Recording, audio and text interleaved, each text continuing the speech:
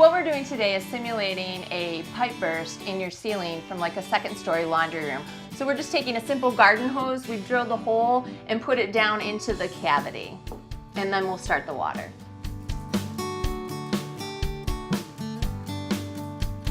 So the test has been going on for about 15 minutes now, and the water has started coming out through the door wall. Now it has migrated along the ceiling joist, down this closet, out into the hallway and into the living room. We're around 47 gallons at this point.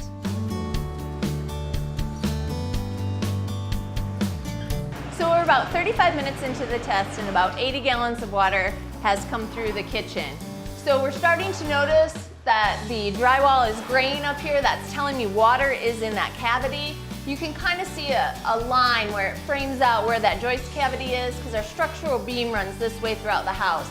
And then if you follow that line, this is actually where we place the hose, you can see that water has entered 2 of the ceiling cavities.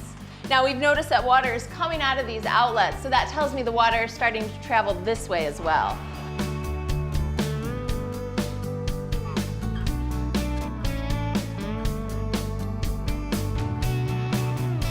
We're 50 minutes into our test and we have about 121 gallons that have been emptied into the home. Right now, what I have is an infrared camera, and that's just looking at the hot and cold patterns of the room. So we're able to detect where the water has traveled. So what I'll do is start it up along the wall.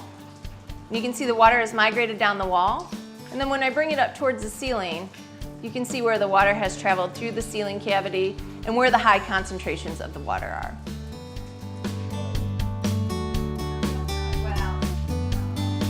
We're about 55 minutes into our test and about 156 gallons of water have gone through the house.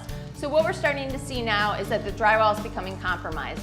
You can see that it's starting to bubble as the water begins to saturate it. So the longer that this water runs, the more of a possibility that this drywall will fall through and will be damaged and have to be replaced.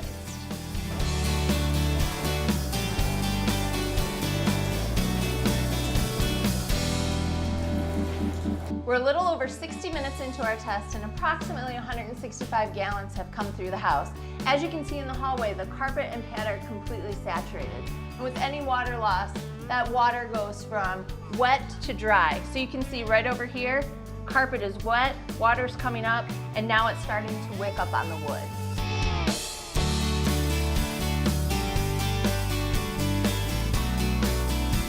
So we've been running the water for about 2.5 hours and we have 413 gallons poured into the home.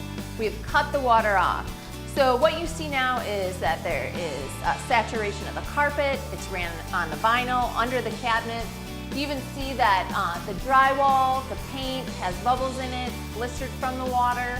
Now what we're going to do is let the water sit and then we're going to begin our extraction.